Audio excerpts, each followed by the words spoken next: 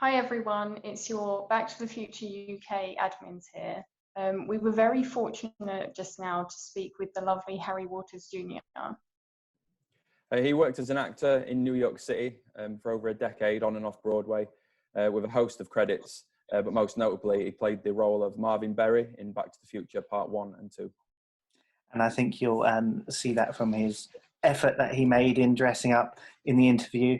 Here it is. We hope you enjoy it as much as we did. He's a lovely guy, and it's a great little chat. So enjoy. Well, hi there, UK. Excuse me for Hello. Lovely Hi. to see you. Got there in the end. Thank you for this. I decided to try and throw on some clothes before because I was out in the park. Right, We love it. Having a beautiful day here. I'm sorry I haven't shaved and I'm wearing my glasses. I don't have my contacts in, but you know, it's hold on a second. Okay, wow, everything happens all at once. Hello, UK. It's lovely to see Hello. you. Thank you. Hello. We're conscious that you are short for time. So how are you doing, first of all? You're Jack. I am Jack, yeah. Hi, Jack. I have a bloody hand just for you. I love the effort. Thank you. I'm so excited. I love, it's that really wonderful thing that I really love talking to fans. Because of the COVID-19, there's about 4 different events I was going to go to in the next few months that have been, of course, canceled. Yeah. And plus, you all got the opening of the musical in Manchester. Yeah. Did anyone see it? All 3 of us. You We did? were all there opening night. Oh, and? We were all sat together. I heard it was amazing. That was going to be my first question for you, actually. What do you make of the fact that there is a musical now? And do you hope to see it? Well, I do hope to see it. I couldn't go, well, for many reasons, but I also teach at McAllister College. And we were in the middle of a semester and I'm teaching 2 classes and I'm also an associate dean. So I had all these responsibilities. Yeah. But I was in touch with Bob Gale and he said he was going to save seats for me if I could just get there. Yeah. Definitely go see it. It's brilliant. Okay. I'm sure they're going to remount it as soon as we get that opportunity. I think it's very interesting that it started there, which was like really smart. You got to do an international venue right off the bat. Yeah. Telling those stories. So Harry, from the musical obviously came from the film, which you were a big part of the first. Do you have any favorite memories from part 1 of Back to the Future? I always tell people that when I was shooting the Enchantment Under the Sea dance, it was the first new thing that they shot in the movie because they had Eric Stoltz was playing Marty McFly. Spielberg came in and saw the dailies and decided he wasn't funny. So then they went back and arranged for Michael J. Fox to start filming all over. And they had to shoot everything twice. So by the time they got to the Enchantment Under the Sea dance, it was all brand new. So the crew was happy, the producers were happy, the extras were happy. I got to play with a live band. There was so much excitement in the air that I have to say that who knew that it would last this long? But it was a dream in the sense that it was so much fun. Plus, I didn't know that I would get to sing the song on the album. It was like, hey, I'm going to sing it for the rehearsals, for the click track. Then they'll have somebody famous come in and sing it. And then the most exciting thing was Alan Silvestri going, you want to sing the song? I went, yeah, why not? And it got put on the album. And then the album went gold. So it's in the other room. But I do have a gold record from back then. So I would say those 2 things about being the first thing that was new and the fact that I got a gold record from it was unexpected. Brilliant. Yeah. Obviously, as we all know, you played Chuck Berry's cousin, Marvin. Did you ever get the chance to meet Chuck Berry? I was literally on my way in that fall when he passed away in 2018. I was on my way to St. Louis. And he passed away. So it was like those many years of going like, I need to do this. It needs to happen. He's on tour. He's sick. Oh, here's a time. Let's try and make it work. And boom. So as all my friends say, so how do you think about your cousin? I said, I think of him fondly, and I'm glad that, you know, he got to give me a wonderful career. Yes, no, definitely. Do you know if he ever commented on Back to the Future at all?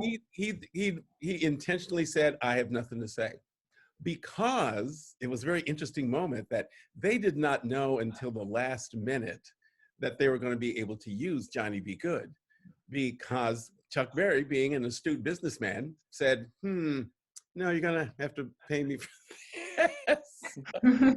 So whatever their arrangement was, it was happening during those moments of filming. So we were still quite happy that it happened.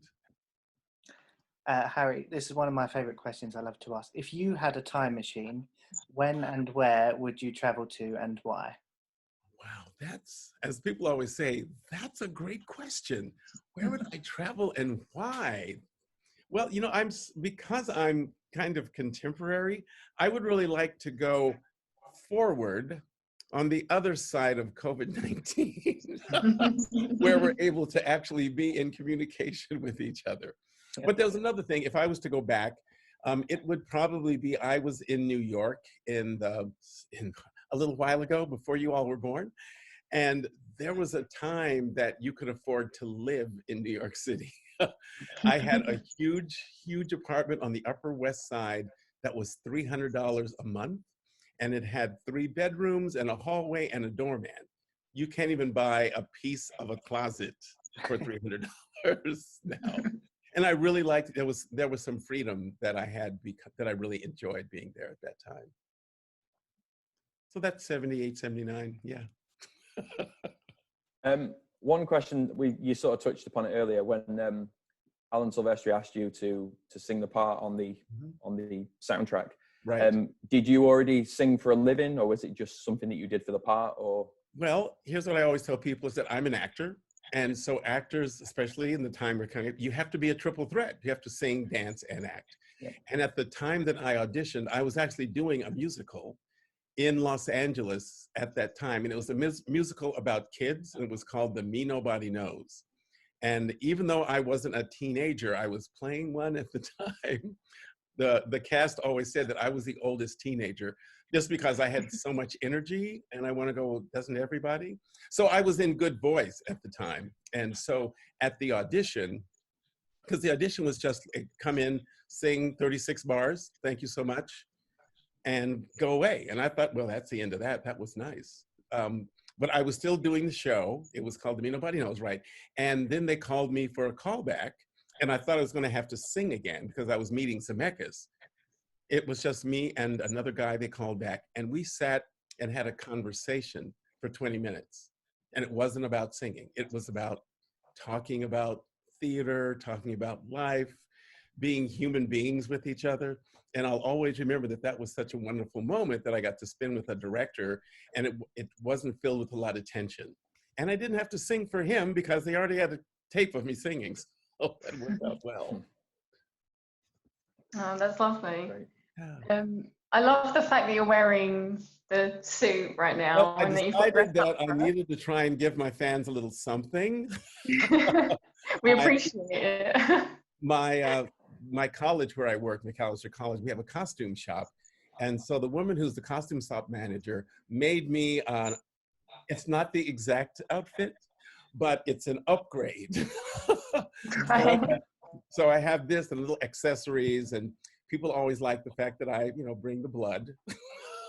Yeah. That's the reason that Michael has to play, Marty has to play, because I can't play, and the dance is over unless you know somebody else who can play the guitar, and he does. So it's really quite an opportunity for me to really welcome the fans, because a lot of the cons, people just show up in their baseball cap and their T-shirt, and I want to go, well, I'm only in the movie for like 3 minutes. So here I like giving the people a little bit more. The one thing that I will say that I really like about this role in the history is, in a lot of the places that I've been, even the London Film and Comic Con a few years ago, is that there were people who came up to me to say that they got married to my version of Earth Angel. And so what I would do is I would take their phone, say, give me your phone, and I would start singing it tears, just weeping. And I would let them dance in front of the table.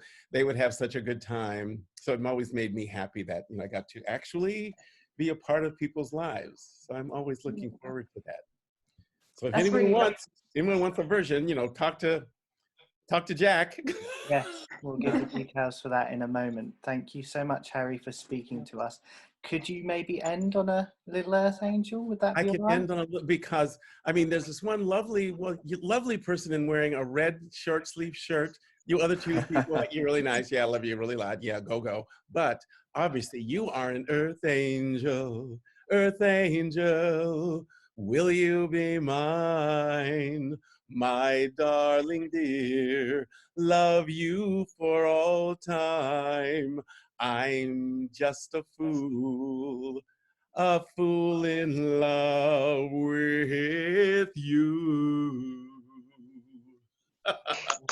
Harry, Have a Very great good. day, you Thank guys. you. thank you so much. Thank you, Harry. Take care. Appreciate Stay that. safe. Oh, brilliant. Thank you, Harry. And what a note to end on, Earth Angel. Okay, Harry has also sent us this.